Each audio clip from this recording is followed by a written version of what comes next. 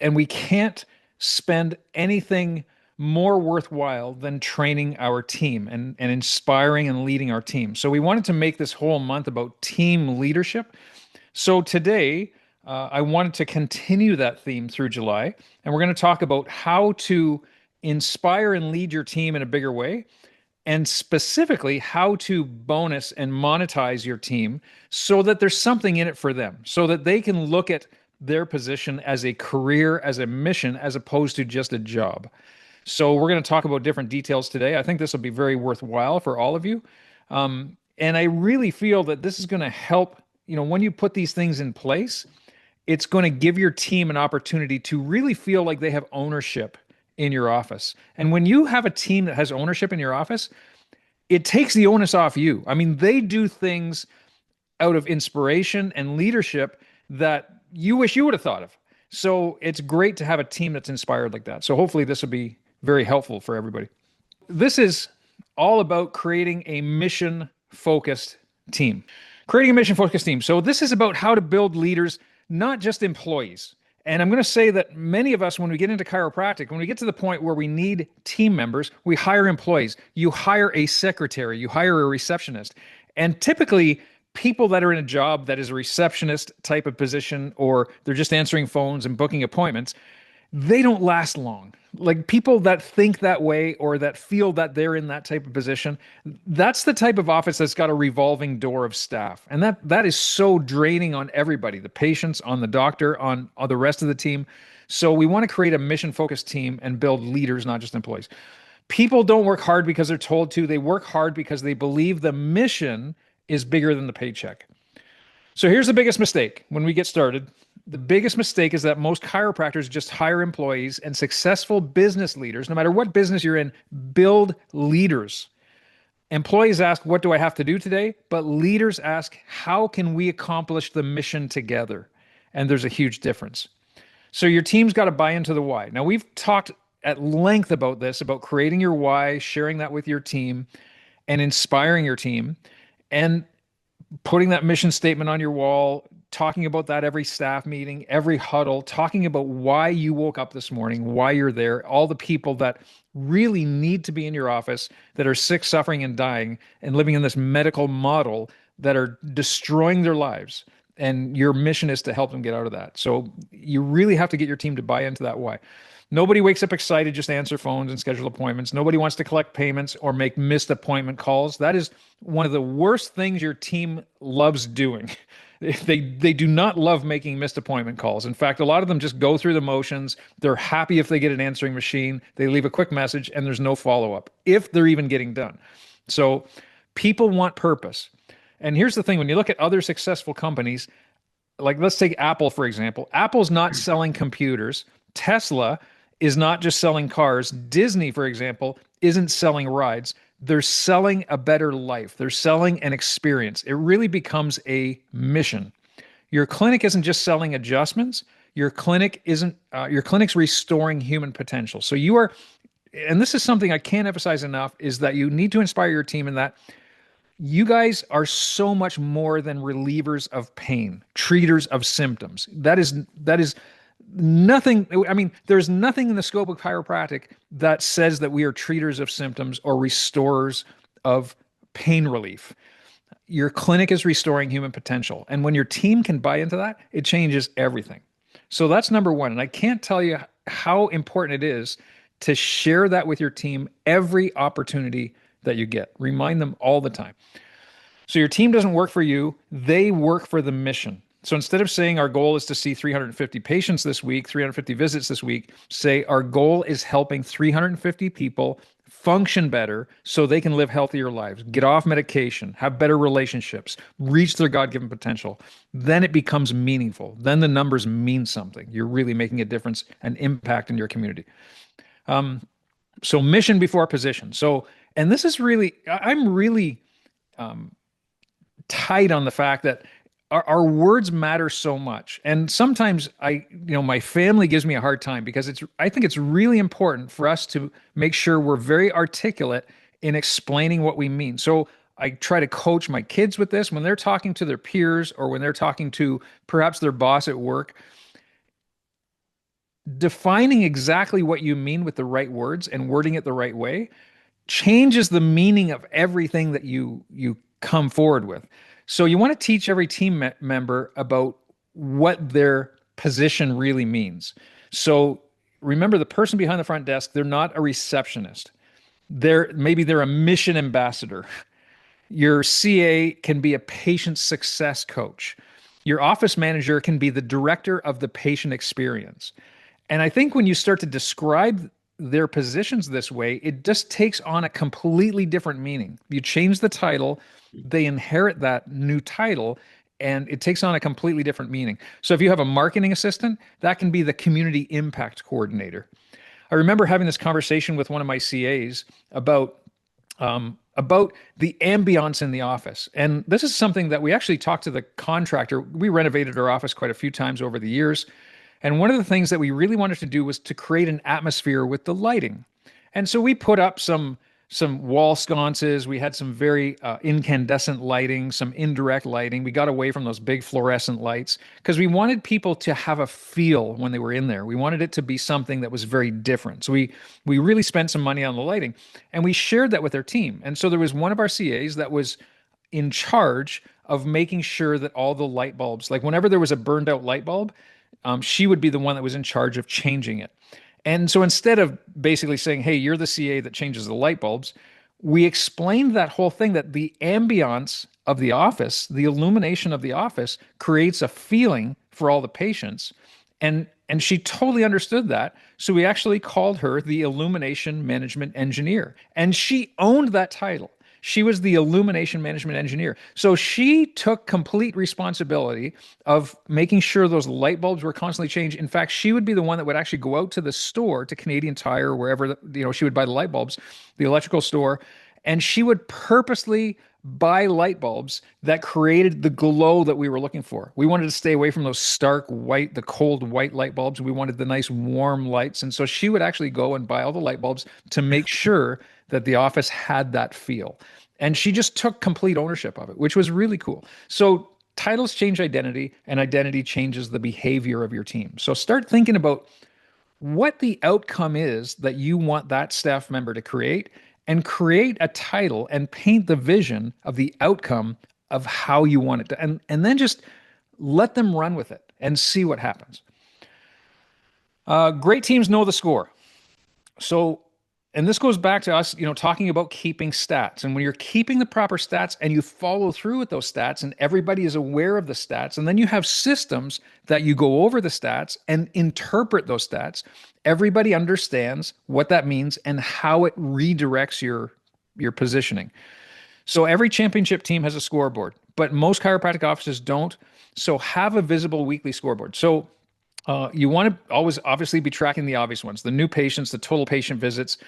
You could track something like the retention number, and that would mean the number of individuals weekly on biweekly or weekly care plans. So somebody that's actually committed to a quote unquote maintenance or subluxation prevention plan, if you will. You could track the number of children that are under the age of 12 that are currently under care. Like how many kids in your office are currently under care? Is it 50? Is it 60? Is whatever that number is? And let's maybe make a goal of getting it to 100 or getting it to 85 or whatever that is. And that's a great stat to, if you're really after a family practice, that's a great stat to start keeping. You can start tracking your Google reviews. Like how many Google reviews do you have? How many 5-star reviews, 4-star reviews, and so on, and put a team member in charge of making sure the systems are in place to attract those Google reviews, whether it's an email request, a text request, whether it's the Google screening thing where if somebody gives a 1-star review, it doesn't get published and it would go to a review and then you can contact that person. Put a staff member in charge of getting all that set up. And again, watch what happens. You could look at the number of referrals that you're getting on a monthly basis. Like how many new patients were actually referred by somebody, came in because of that referral instead of coming in from an ad or another portal of entry. Maybe patient reactivations. So how many new patients came back into the office that had been off for 3 months or more, or 6 months or more. We had regular monthly workshops. And so we were always looking at workshop attendance, like how many people. We kind of set minimum standards, like we wanted 25 people at least at each workshop. And our goal was to get that. And we would constantly be looking at those numbers every staff meeting in our huddles to say, okay, how many people can we actually approach today in our hut, like after talking about it in our huddle, to invite to a workshop, and then who can they bring? We're constantly looking at social media leads, like how many of those leads are coming in from social media. I was big on collections because I just felt that our collections were a reflection of how the office was doing. Like, bottom line, if we're collecting more money, we're making a bigger impact. So I was very open with the team about collections. Everybody knew what we were collecting on a monthly basis. I hid nothing. So, I mean, I was not naive enough to think that they didn't know how much money we were making. So I wanted to make it very open. And then we're going to talk about how to get your team involved and make them part of the ownership, make them part of the profit sharing. Conversion percentage. So, how many of those new patients actually sign on for a care plan? That's another great stat to keep. And then you just start celebrating the progress. So, if you have all these stats and you're constantly updating these stats on a regular basis, it's a great way for your team to kind of measure how are we doing? Where are we falling short? Where are we excelling? And let's just celebrate as a team together. So, people perform better when they know the score and they have something to work towards. I remember way back, this is going back probably around 2005, 2004, 2005, we started putting some systems in place and we grew really, really quickly. And we were just knocking on the door of 1,000 people a week. And we had so many weeks where we get to like 950, 970, and just couldn't get over the 1,000. But I remember our team at the end of the week, and there were some weeks that we were working Saturdays and other weeks we'd work just up to Fridays, but literally counting every single adjustment on the Friday and saying, okay, we're at 972. And I remember the week specifically that we busted over 1,000. We were getting so close. They actually made a whole bunch of phone calls on the last day of the week to get people in who had either missed earlier in the week, had only had 2 adjustments when they were supposed to have 3, to get them in. And they actually called some of their family members to say, hey, would you come in for an extra adjustment this week because we want to get to 1,000. They were just so committed to getting to that number, and we finally did break it, and then excelled way over it. But they were so involved in knowing the score and really pushing us over the edge, and it wouldn't have happened if they weren't. So, and again, when you're talking to your team, it's ownership instead of accountability. So rather than being the and I want to use this term correctly by saying the slave driver or the person that's constantly delegating the tasks, you start talking about the outcome of what you're trying to get together. So, what outcome are you responsible for? So, for example, if your tech CA owns patient retention, well, so then we have a meeting with a tech CA and we say, okay, how can we increase our patient retention? Well, we can try to get more people to our monthly workshop. We can make sure that people are doing their home care, because if they're doing their home care, they're going to be more engaged in their chiropractic correction. They're going to follow through further. We can make sure that the re-exams and the re-x-rays are done on time. They're not pushed forward. We don't miss any of those. We can make sure that their family is under care.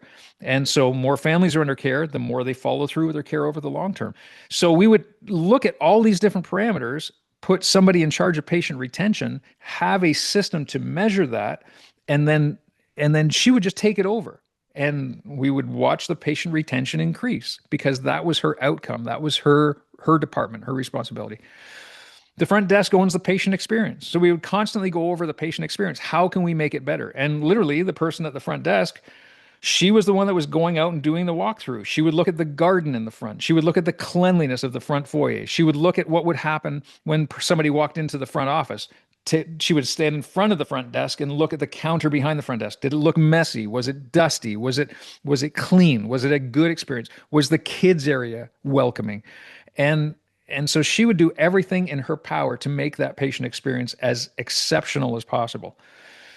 The person in charge of marketing owned the new patient leads. So they would be constantly using ingenuity to come up with new ways to refer people, different ideas for marketing techniques, whether we were making videos or whether we were putting pictures on social media, whatever that was.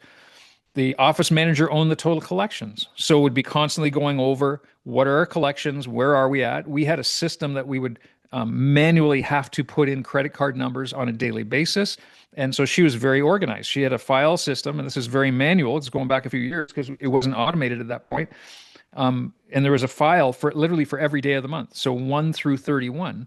And we had credit card sheets, signed credit card sheets in each of those files. And if it was the sixth day of the month, she would pull out the file with the number six on it and she would open it up and she would punch in all those credit cards for that day and make sure everything was done and constantly monitor, are we on track? Have we missed anything? Did anything get declined? She would be very, very up to date on all that stuff.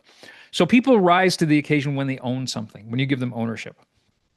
So in other words, you're turning every job into a career. I just want to say, like, these things all link back, like we talked about in the last call about having departments. Like, this is how that all comes together. But the big thing Colin's talking about is everything's got to have a system. That's the only way you go from having a job to actually having like a business is everything's got a system. So it doesn't have to completely rely on you. Someone else, if you have a system, you can teach the system, they can manage it, they can run it, they check in, you're kind of like their mentor. So we're turning every job into a career. So people, and again, here's a big thing. And we were really successful. And I look back and say, well, was it just lucky that we had staff stay for a long time, like a long time? In fact, um, even after selling the practice, and that's back in 2022, we sold our practice. Four of the staff members out of the five are still there with the new owner. And all four of them have been there for 28 years, down to approximately 9 to 10 years was the youngest one. So they've been there for a long time. And they have a new one after that as well. So they do have five CAs. Um, but I really truly believe that it was because we spent so much time just inspiring them. First of all, sharing the mission with them, sharing the principle, making sure they were fully engaged in their own health, their family's health. All of them had their families under care. But people stay where they have the opportunity to grow. So we created leadership levels. And I've said this many times before, is that every associate that we had, our mission, our goal was to care for them and help them, inspire them, educate them, so that they eventually would be powerful enough, confident enough to go and start their own practice. I didn't want to just keep them there for a job. I wanted to inspire them so that they would feel like they could go open their own practice and be incredibly successful. And we were very successful. I mean, they all did. Every single associate that we had in our office, which is six over the years, now has their own practice. So people stay where they grow, create leadership levels. So whether it's chiropractic assistant, senior assistant, lead CA, practice director, office manager, create these different levels of leadership, and each role has new responsibilities. So everybody knows their role, knows what their responsibilities are. So there's different skills required for each level, different responsibilities, different trainings, pay increases, leadership expectations, and outcome measures. So you have the systems in place so you can actually measure the success of your office. So now there's someone somewhere to grow. Every new level removes further responsibility from the doctor. And this is the more you can do this and inspire your team, you free up your time. You can then start to work part time if you choose to, and your office still grows. And that's where it gets fun. That's where chiropractic really gets fun. Because a lot of you that are burned out, that get tired and have these crashes, and I've seen it so often in the profession, relationship troubles and all these negative things comes from just being completely burned out in your practice, either because you're bored, you're working too hard, you're micromanaging everything. It's just things are just not going the way you want them to because we haven't put these levels of leadership in and you haven't inspired your team to take over for you and you feel like you're doing everything or checking up on everybody to do everything. Okay, so let's get into profit sharing here. Let's make it feasible. And again, I look back and our main CA, the one who's been with us now for 28 years, I basically said back when she'd been with us for about 5 or 6 years, I had a meeting with her and I said, I want to help you become wealthy. Like, people that work in that type of job, when you think of it as a front desk person or quote unquote a receptionist, secretary type of job, they don't think about getting wealthy. But I had that conversation with her, and I think her eyes opened up like the deer in the headlights. Like she thought that I don't know if this is even possible. So we talked about vision and mission and her role and outcome measures and all these different things. And that wasn't just a one-time conversation. That was a regular conversation. But we put things in place so that as the office grew, she would make more money. And it became an incredible motivator. Like she became extremely, extremely good at her position about talking chiropractic, how to motivate people, how to quote unquote sell chiropractic, how to keep people on track, how to do her phone calls, and what happened when somebody would call to cancel an appointment. She would have the gift of being able to encourage people that were phoning to cancel an appointment for whatever reason to change their mind and get in. She had an incredible ability to do that. So so she got bonused based on the fact that the office was growing largely as a fact that she was there and handling a lot of that. And she would also manage the other team and train the other team. So, you can set up, first of all, if you know your profit margin, and it's relatively easy to figure out whether you have an accountant or whether you're doing it somewhat yourself, you just take your expenses or your total collections minus your expenses and work it out as a fraction, as a percentage. In most cases, it's going to be somewhere around 50%. If it's significantly more than that, you got to start questioning what's going on. And there's probably some reasons why you need to look at that. But let's just say hypothetically it's 50%. So you say if we're collecting, for example, 50,000 a month and our expenses are 25,000 a month, that way we have 25,000 profit. We could take a percentage of that profit and then share that with the team. Okay, that's one way to do it. And you can make it a 5%, a 10%, whatever that is on a monthly basis and share that with them.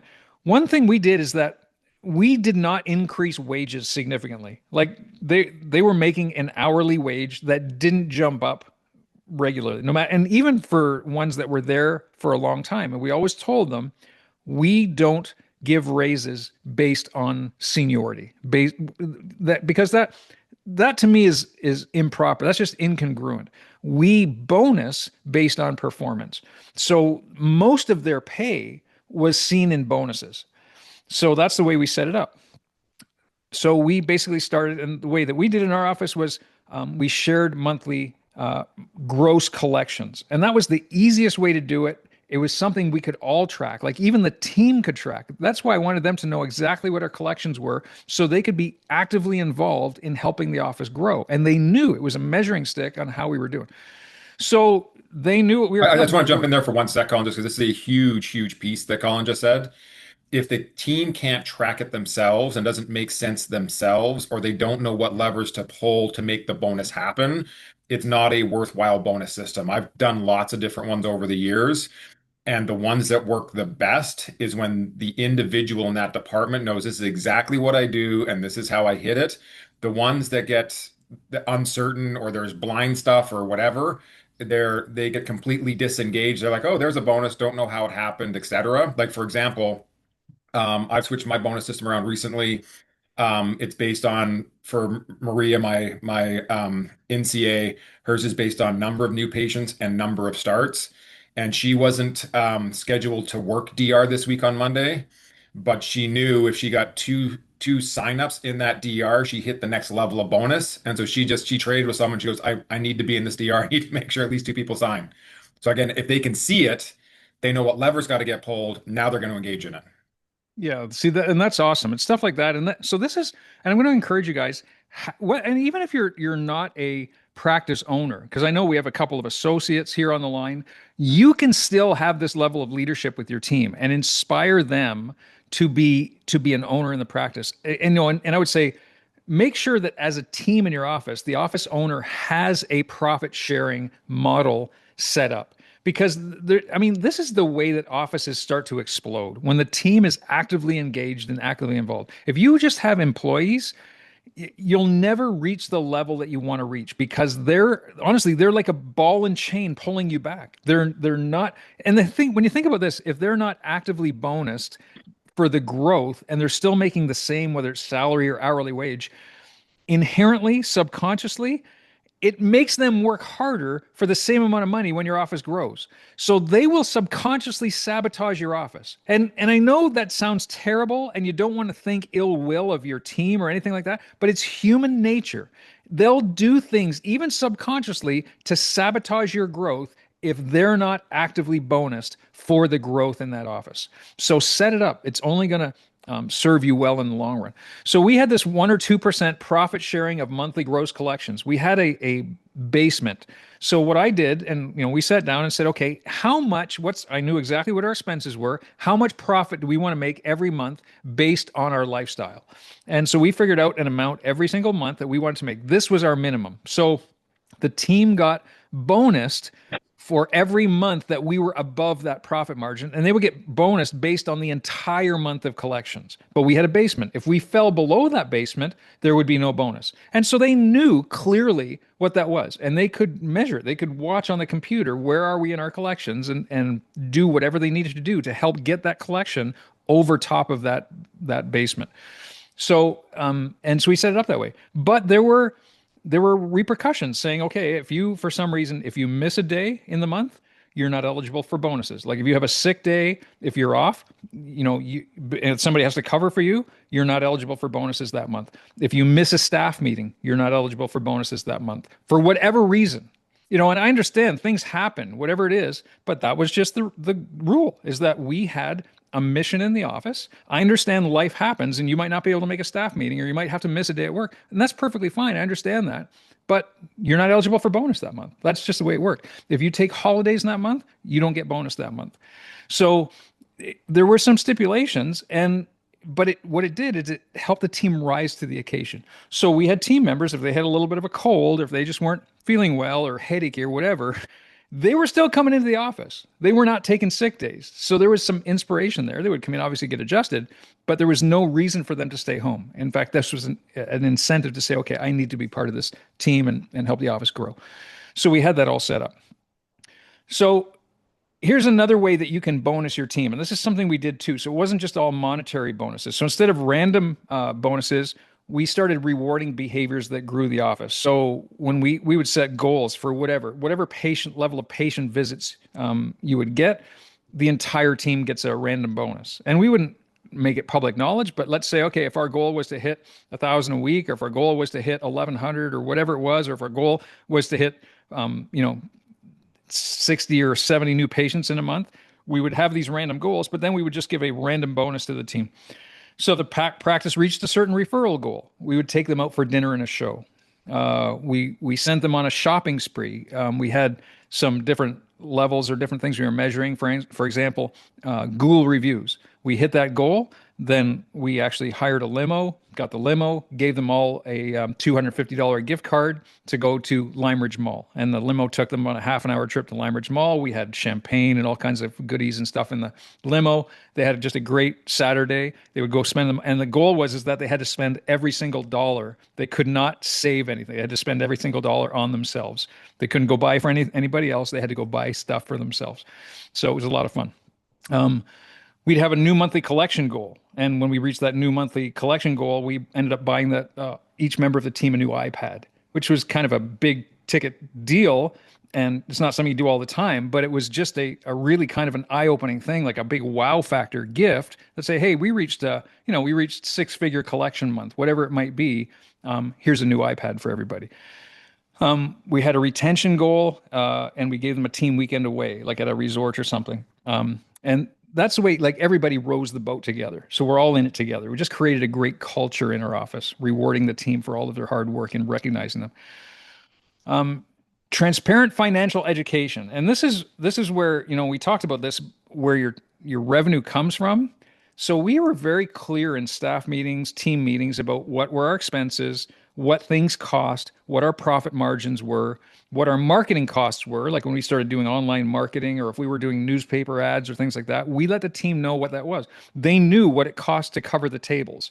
So were they very careful on when somebody came in with a coat that was covered in zippers, or lying on the table, or taking their boots off in the office and lying up on the table with like big boots with zippers on them, or muddy boots, or whatever the case is. They took the extra time to just be careful with things that they knew cost the office money and would affect everybody.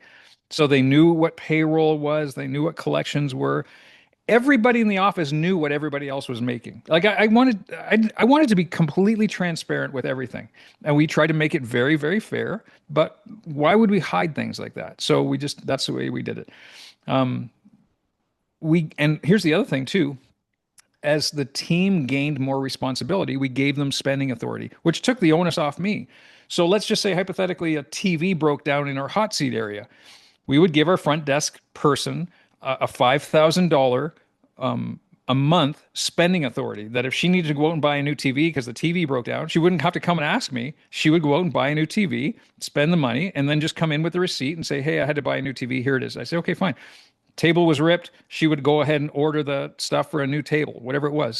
So she had that authority to do that, but it removed so much stress from me having to think about all these little teeny little details, which just clouded up my mind and clouded up my vision. So we gave the team authority. So maybe it was that even the new CA, we would give them a $50 a month spending authority. If she needed new highlighters or she needed something to go buy decorations for Halloween or for Thanksgiving or something, she would have a $50 a month spending authority. She could go out to the dollar store or go out to Walmart, buy a bunch of decorations and say, "Okay, I'm decorating for Thanksgiving. I just spent 45 bucks on these decorations." And that's the whole thing. When people understand the business, they do feel like owners and they make better decisions. Paying beyond hourly wages and bonuses.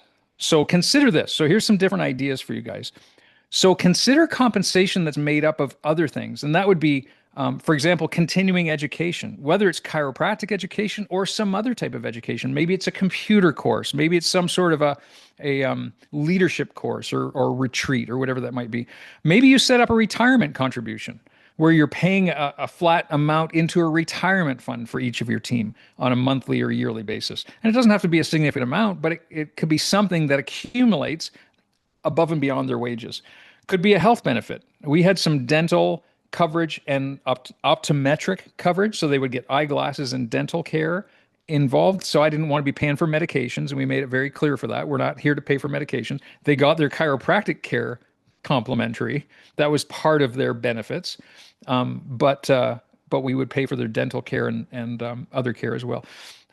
Flexible schedules, paid volunteer days, conference trips, leadership training, career path bonuses. So again, your team will stay where they feel like they have a future and you're invested into their future. We could have a growth fund. So here's another way you can bonus your team. So every month you allocate money for staff education. So it could be books that your staff wants to read, could be courses, whether they're online courses or courses that would actually go and take. One of the team members that's actually still there wanted to be a holistic nutritionist. So we actually helped her get started with that course. And she's now graduated. She's a holistic nutritionist and is actually using that in the office to serve patients. It could be a chiropractic seminar or maybe a Tony Robbins seminar. I remember taking the whole team to go see Tony Robbins a few years ago.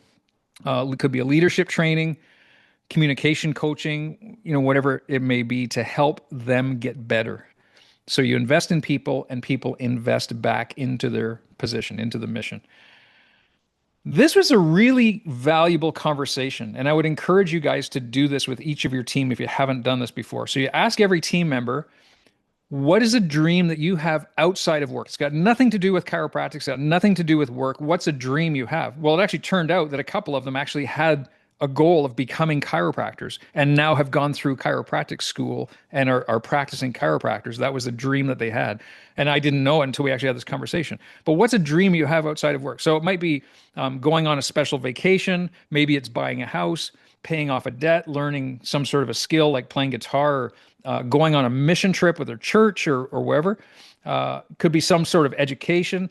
And so then you have an active conversation about how can I help you achieve this? I remember one of our team members, and she was a single person in her 40s, wanted to buy a house she'd been renting. So we actually gave her an interest-free loan and kept very close track of it. And she paid it back over the next 5 years, but it was an interest-free loan to give her enough for a down payment for a house. And again, she's one of the team members that's still there with us. But that went such a long way. And now her partner that's with her now, I remember him coming to me and saying, it's one of the reasons that they're together is because she had that ability to buy that house at that time. That was a big thing for her whole life. So just having that conversation about how can you facilitate in their personal life, they never forget that. You're helping them build their life. Quarterly personal growth meetings. So we didn't look at these as performance reviews. They were meetings so that we could grow together. And we would always ask, Like, where do you want to grow in the office? What skills do you want? How can we help you make your job better, more fulfilling, or easier? And then what obstacles are you facing? So it's again, that's just a leadership thing with developing people. So you look for every opportunity where you can develop people. Next thing is a recognition program. And we would do this my wife was great at this. She was one really kind of took charge of this, and it was random recognition. And that often beats money surprisingly often because they would be recognized in front of people. So it might be at a staff meeting, it might be at a community dinner in front of 250 patients where we would bring them up and recognize them for something. So maybe it was CA of the month, it was the Patient Ambassador Award or Patient Experience Award, the Core Value Award, where they really maybe went on a certain nutrition plan. Maybe they lost some weight. Maybe they did an exercise program like 75 hard or P90X or something, and there was a noticeable difference in their body shape. Could be a most improved employee. Could be a mission hero where they went above and beyond to go and serve out of their own abundance, and we would recognize them for that. So we often tried to celebrate that publicly. And then surprise rewards. We have very, very regularly, we would do unexpected rewards, and that just created this emotional loyalty. So it could just be just randomly give them all a gift ticket for a massage. Maybe it was a golf day that they could go with their family that we would cover. Could be a family dinner and show. Maybe it's an extra vacation day, concert or sporting tickets. That happened quite often. It could be like a coffee gift card, something as simple as that, family zoo passes, or just a date night gift, like some sort of a gift and say, hey, take your spouse out, go on a date night. We're going to pay for the babysitter, whatever that is. People remember the surprises. Core Values Award. So every month you're recognizing things where they did something that really showed service. And that was some sort of compassion, excellence initiative, just integrity, service, ownership. And that again helped just build the culture, just the vibration in the energy in the office. We had a mission board and we had a team member create a wall. And many of you have this, but it could be something as much as like testimonials, miracles that have happened in your office, patient transformation, a board where there's family photos where you see kids getting adjusted. That is great for your internal marketing and creating your culture because people see that. And many people that came into your office because of back pain don't think about babies or kids getting adjusted. Make sure you have lots of pictures of kids in your office getting adjusted if that's a direction you want to go in your office. Baby pictures, weight loss pictures before and after, put them up on your wall. Like that's where people get inspired. So and also too, it helps your team. It reminds your team of why they come to work every day, like all of the miracles that are happening. We had often volunteer things that we did together and purposely set this up. We would talk about them in our staff meetings. So we did food drives together. We did Christmas baskets where we would actually go out and help go deliver Christmas baskets to people in need at that time of year. Going out to school talks, I would often take a staff member with me and give them an opportunity to get up and talk about what they did in the office and different things that they saw. And especially if it was for younger kids, talk about how younger kids came in to get adjusted and inspire them to go home and talk to their parents about getting them in to see a chiropractor. We did all kinds of charity events. We would go adjust people at the homeless shelter, but I always brought a team member with me. Whenever we did lunch and learns, always brought a team member, at least one or maybe more team members with us, because the mission becomes visible. Leadership projects. So every employee owns one improvement. So this could be, you give something that's going to grow the office and make an impact, but you talk about how we're going to do it and give the employee, give that team member ownership of doing it. So it could be inspiring those Google reviews, collecting more Google reviews, the office decor and holiday decorating. There could be one person or a couple people just in charge of that. So you don't think about it. They would buy the decorations. They would set a date to get it all set up. The office would be decorated. They would be responsible for takedown afterwards. Workshop attendance, setting up a newsletter, sending birthday cards to your patients, patient gifts, new baby gifts, kids corner, community events. Okay. So ownership creates pride. A couple more things here. Celebrate your team milestones. So whether you organize a staff member to do this or whether you do it yourself, and again, my wife was great at this. She would have a list of every single team member's anniversaries, their birthdays, their family and children's birthdays or milestones, team referrals, and we would always, she would all have like a Subway gift card or a Home Depot gift card or a Starbucks gift card or something for all these different events. So it's almost every single staff meeting, we were gifting or celebrating something personal for each of our team. So it was recognized very regularly. And again, my wife was 100% in charge of that, but she was fantastic at it. She would not forget anybody. So, bottom line, when we sum this all up, the goal is we're building leaders. So, we want just better decision making, communication, conflict resolution, problem solving. We could help them become better at public speaking, could give them sales training, marketing training, leadership skills. So, you're building leaders. So, don't just build a practice that depends on you, build a team that multiplies who you are and what you want to deliver. And you do that by building leaders in your office. Last thing here, your practice will never consistently outperform the quality of its leadership. You are the captain of the ship, but as the captain of the ship, you have to build more sub captains of the ship, people that are skilled enough and mission oriented enough to step in and grab the wheel when you can't grab it all the time. The greatest investment you can make isn't another marketing campaign, another adjusting technique, or piece of technology. So don't think about the next thing that you should bring into your office. It's building a mission focused team that believes in the purpose, takes ownership of the outcomes, and grows into leaders. When your people grow, your practice grows. When your leaders multiply, your impact multiplies. And when your team is united around a mission bigger than themselves, your clinic becomes more than a business, it becomes a movement. And that shows.